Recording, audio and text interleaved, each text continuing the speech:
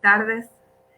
Así que bueno, como habíamos quedado el día de hoy, tengo a mi invitado especial desde España, Alejandro Rodríguez, que nos va a contar un poco de cómo superar adicciones. Un tema bastante interesante y pienso que es el momento crucial para poder hablar de estos temas. Alejandro, bienvenido. Pues cuéntanos un poquito de quién eres y qué haces. Hola, muy buenos días a todos desde allí, buenas tardes desde aquí, desde España, desde Europa. Pues nada, encantado, Michelle, de estar aquí con todos vosotros, con toda tu audiencia. Mi nombre es Alejandro Rodríguez, soy coach y mentor en superación de adicciones. Y muy a gusto de estar aquí con todos vosotros. Se me oye bien, ¿no? Sí. Es que no sé si se oía bien o no, así que encantado y nada, y muy contento de estar aquí y gracias por la invitación y estoy muy contento de esta invitación. Bueno, Espero pues que Alejandro. pueda ayudar a muchas personas y le puedan servir a muchas personas. Pues sí, más bien gracias por aceptar la invitación y poder aportar una vez más a la comunidad con este tema, que es bastante delicado, diría yo. Es un tema que no todo el mundo se atreve a hablar y es un tema que, bueno, una Bueno, cosa es hablarlo perdón, hablarlo desde la teoría y otro un poco desde la experiencia. Entonces, ¿qué opinas? sí, bueno, es un tema controvertido, como tú bien dices, porque es un tema en el cual está muy estigmatizado en medicina, en psicología, sobre todo cuando es tratamiento, ¿no? Como está considerado una enfermedad por la Organización Mundial de la Salud, como todos sabemos, pero sabemos también que es una enfermedad psicosomática, es decir, de mente y cuerpo.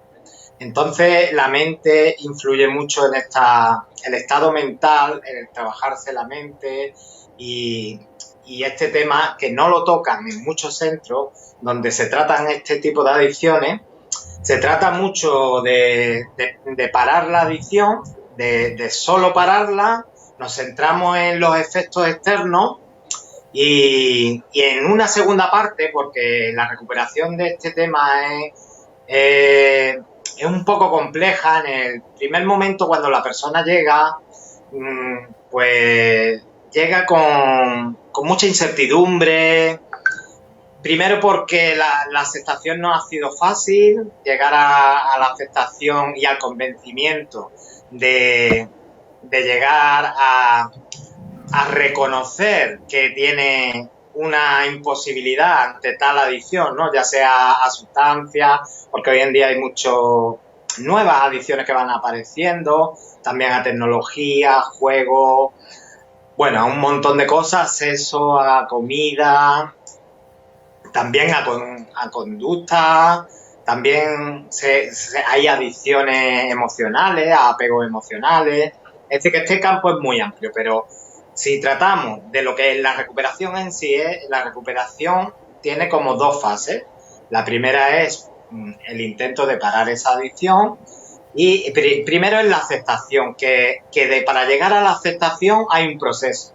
Y es un proceso largo, introspectivo. Es como un diálogo interno con uno mismo. Es que se va, antes de llegar a aceptar externamente, porque hay dos aceptaciones, la interna, que es mi diálogo interno hasta llegar a reconocérmelo yo internamente, y después hay un proceso desde ahí hasta reconocerlo externamente que lleva un tiempo. Todo esto lleva un tiempo y es difícil dar ese paso desde que yo me lo reconozco en mí interiormente hasta que yo voy a pedir ayuda, que es cuando ya lo reconozco externamente. Eso es el primer paso, reconocerlo y aceptarlo, después pedir ayuda. Una vez que ya lo he reconocido, que esto es un tiempo todo. Esto en breves palabras se resume rápido, pero cada paso que se da es un tiempo para reconsiderarlo. No es algo que una persona que está ahí metida lo pueda hacer sola, necesita ayuda y acompañamiento para salir de ahí y sentirse identificado con otras personas que están pasando por lo mismo. Y una vez que se hace eso, pues una vez que se acepta, se pide ayuda y se va, pues hay un primer paso, un primer método que es donde te intentan parar esa adicción, porque todo el mundo no llega con el mismo grado según a la adicción que sea, si a sustancia o a bebida o a lo que sea. Algunos llegan con un grado mayor de intoxicación, otros con un grado menor, con más abstinencia, con menos abstinencia, es decir, entonces ya ahí empiezan a tratar los médicos, después pasan a los psicólogos y en una primera fase lo que se intenta es, durante un tiempo, parar esos síntomas. Por supuesto que es la primera fase. Si no superamos esta primera fase de pararlo, no podemos seguir avanzando en la segunda fase, que es la que yo considero fundamental y es la que donde yo me enfoco de una forma distinta a la convencional. Bueno, ¿cómo lo ves? Lo que hasta ahora te he hablado, no quiero tampoco ser un monólogo, sino que tú me vayas indicando también. Cuéntanos un poco, porque me parece interesante, porque no solamente hablaste de, a veces cuando escuchamos la palabra adicción pensamos en función alcohol, drogas, y tú acabas de mencionar algunos temas. Entonces, ¿hay alguna similitud, hay algo que les una? Porque justamente también al principio mencionaste que hay diferentes campos, diferentes teorías. Sin embargo, no sé si hay algún tipo de característica que en especial tengan todas. ¿A qué te refieres con características? Perdón, no te he entendido. O sea, una de las razones por las que mucha gente se vuelve adicto a una sustancia, sea alcohol, drogas, etcétera, es porque está buscando escapar del mundo que está viviendo, ¿ya? Porque en el momento se bloquean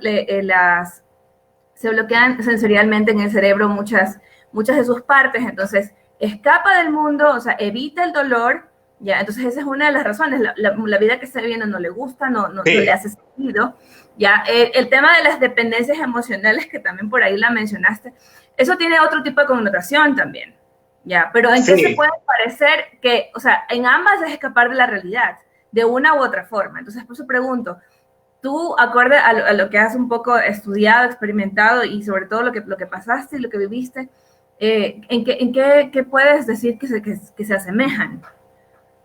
Sí, como tú bien dices, y hay varios tipos de adicciones, puede haber muchas adicciones a distintos grados de distintas cosas, pero sí que hay un patrón común, como tú bien me comentas, y hay un patrón común en casi todas ellas, en todas las adicciones, que es que estamos huyendo de algo que no nos gusta externamente. Es decir, lo que se comporta el adicto, no hablo de oídas, como bien sabes, no sé si la audiencia que está escuchando, pues, o la que escuchen ahora, pues yo he pasado por este tema y llevo ya un tiempo con la adicción parada, porque nunca me gusta decir superada, porque esto es algo que me va a acompañar y esto es otro tema que tendríamos que hablarlo más extensamente, que va a acompañar para siempre. Pero eso no quiere decir que tú no puedas hacer una vida normal completamente. Sí, contestándote a lo que bien me pregunta, pues sí que en todas las adicciones, aunque sean distintas, hay un patrón común, que es que lo que estoy viendo fuera no me gusta, y es algo como introspectivo interiormente, subconsciente, es como algo que llevamos subconsciente, que no nos damos cuenta, pero sí que lo sentimos dentro, pero no lo manifestamos fuera, y que la vida que tenemos fuera no concuerda con lo que sentimos dentro. Es como una disconcordia entre lo que tú proyectas fuera, tu imagen externa, y tu sentimiento interior. Es como una incoherencia ahí. Eso sucede en casi todas las adicciones y es un patrón común en casi todos los adictos. Es incoherente la forma en que actuamos externamente a cómo nos sentimos interiormente. Porque realmente actuamos como si lleváramos máscaras. Es decir, nos ponemos muchas máscaras a la hora de... Y esas máscaras que nos hace que llevamos una vida acorde a algo, pero sentimos interiormente una forma que no nos gusta, pero no somos capaces de decirlo. No tenemos el valor de hacerlo. Y esa incoherencia es lo que nos provoca un dolor interior, que es lo que hace que cada uno vaya a esa adicción a desahogarse es lo que hace que aliviar ese dolor lo fijamos en esa adicción porque no somos capaces de enfrentarlo. Así que hasta que no llegamos a ese punto, y ese punto se llega con la ayuda, como he dicho, y para llegar a la ayuda también hay Alejandro, perdón, no se te escucha y se te escucha un poco lejos. ¿Puedes ponerte el manos libres? A ver si te escuchamos mejor. ¿No se me escucha? A rato se te escucha con eco y se te escucha lejos y después se pierde la voz. Pues estoy en manos libres en este momento. No, tus audífonos. Ah, vale, me lo voy a poner, ¿vale? A ver si así se oye mejor.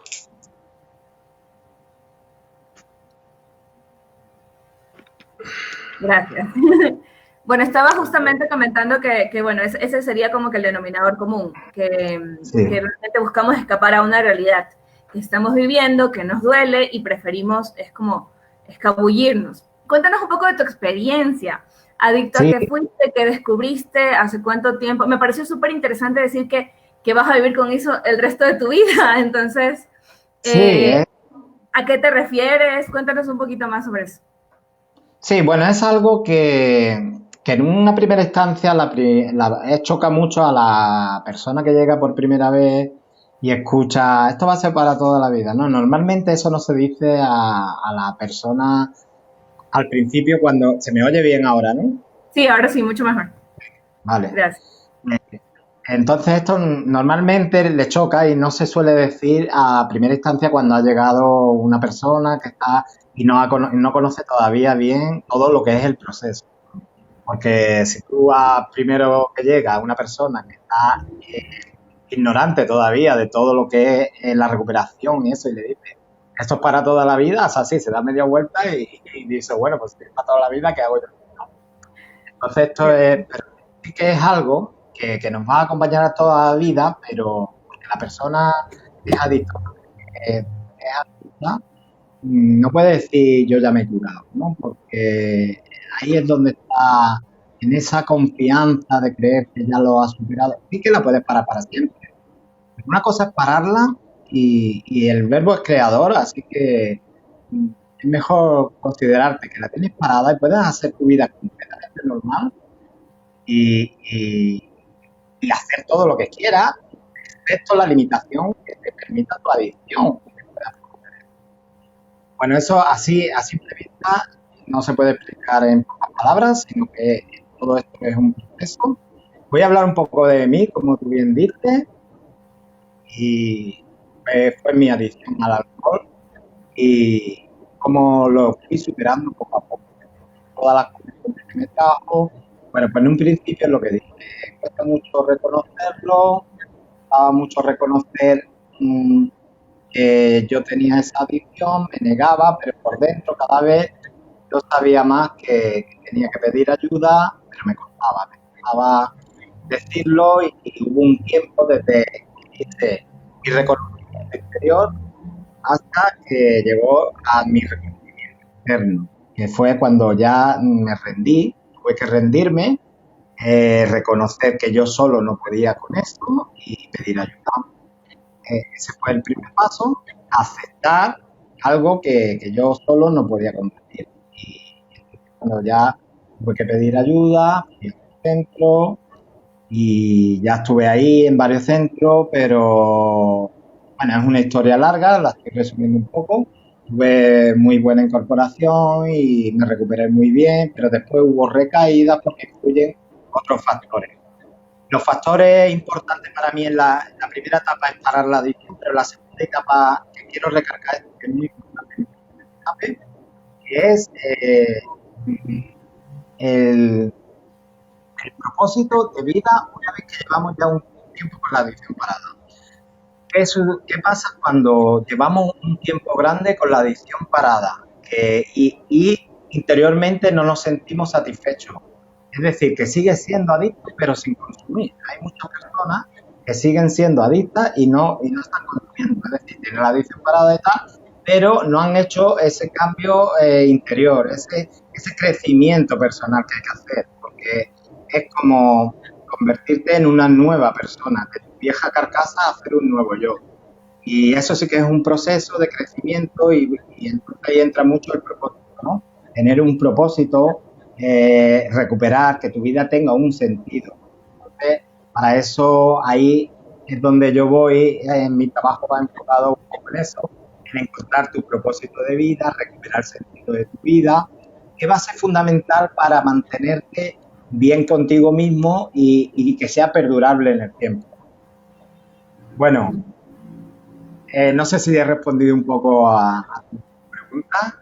Sí, bueno, y quiero justamente aprovechar lo que acabas de comentar para hablar de dos temas. O sea, hay un mito súper interesante sobre el tema de cuánto tiempo necesitas para generar un hábito.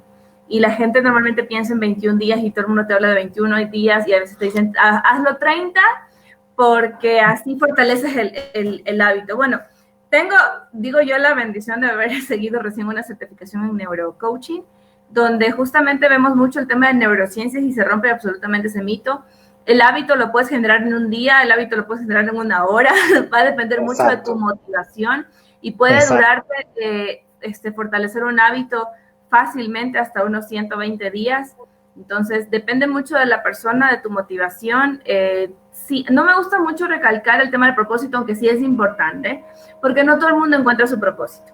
¿Ya? Entonces, por ese lado también es el segundo tema que quería tocar. O sea, si tú no encuentras tu propósito, si tú no sabes cuál es tu propósito, no te estreses. No porque no tengas propósito quiere decir que no vas a tener un sentido de la vida, porque son dos cosas. Van juntas, sí. Más el detalle no es que si no existe la una, tampoco existiría la otra.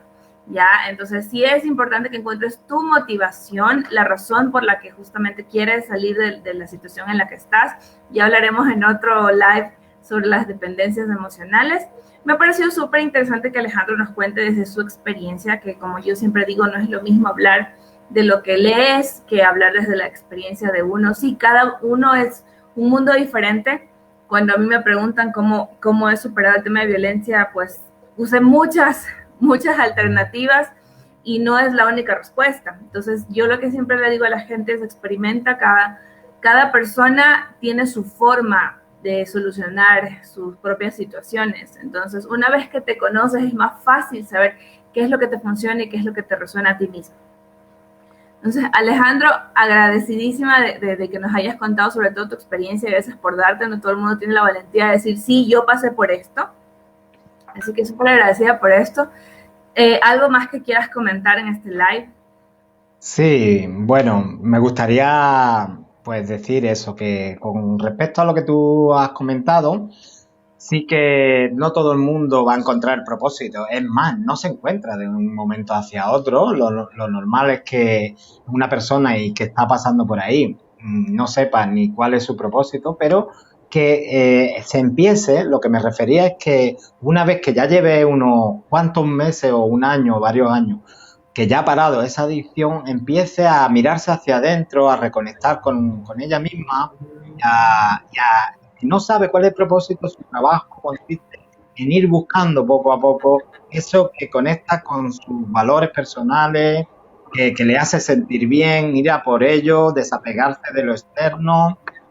Y porque fue ahí cuando, después de muchos intentos míos y muchas recaídas que tuve, que no fueron eficaces, ni aun a pesar de hacer programas y todo, no era eficaz. ¿Por qué? Porque hasta que yo no me desapegué de lo externo, me desapegué de lo que oía, de lo que decían, y empecé a conectar y a hacer introspección, y a conectar a través de la meditación, de los paseos, de conectar con lo que verdaderamente me emocionaba y sentía, hasta que no llegué a ese punto, no empecé a realmente crecer y a ser la persona esa, de hacer de mi viejo yo una nueva persona, de mi vieja carcasa un nuevo yo interior, hacer limar actitudes, limar pues cosas que acarrean de las dependencias adictivas que no se liman en un día ni en dos y hay que ir trabajándolas durante el tiempo y poco a poco. Así que yo a través del coaching pues encontré una vía de conectar conmigo mismo, de conectar con objetivos y del propósito de vida, de que mi vida tenga un sentido verdadero, un valor y esas cosas. fue importante Sí, para me parece muy interesante que acabas de decir. O sea, hay un camino que recorrer. Es Claro, importante sí o sí buscar apoyo. Eso sí, siempre les recomiendo en cualquier que estemos hablando de temas especializados.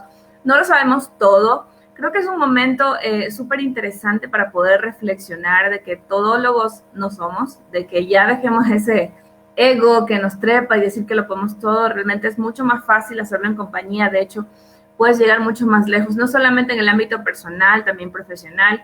Así que sí es importante soltar esa parte de ay, no, es que todo yo, y si abro la información, o sea, deje de ser tan egoísta, deje de ser tan egoísta contigo mismo, sobre todo porque te pierdes la oportunidad de aprender y de enriquecerte de otras personas que más bien pueden aportar un montón a tu vida. Así que busca ayuda en el tema que necesites. O sea, sí, a mí también me costó un montón. O sea, yo aprendí a ser muy independiente desde muy pequeña.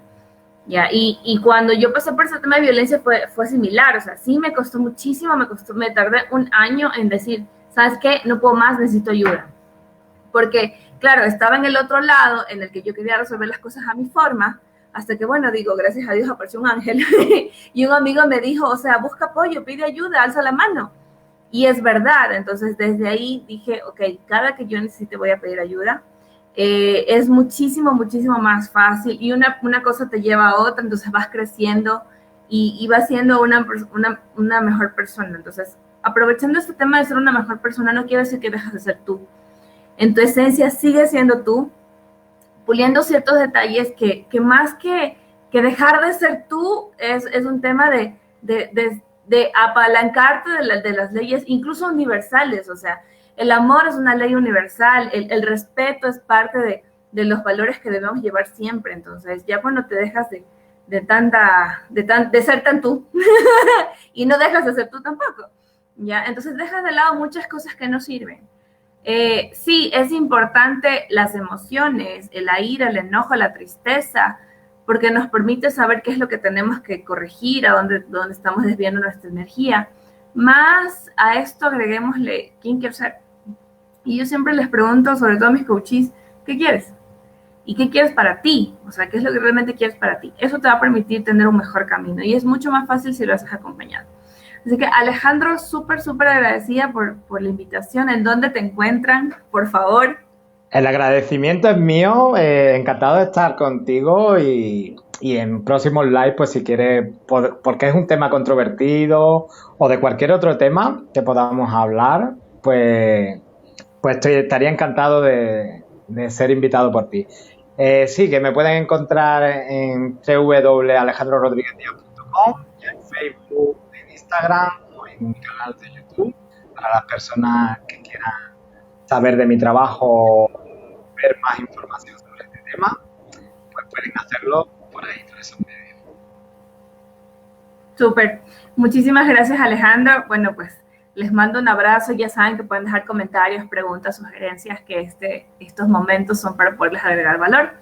Así que, bueno, nos despedimos y nos veremos en una próxima, que seguro que este tema todavía tiene mucha tela que cortar. Un abrazo. El placer ha sido mío, un abrazo muy grande y nos vemos. Muchas gracias.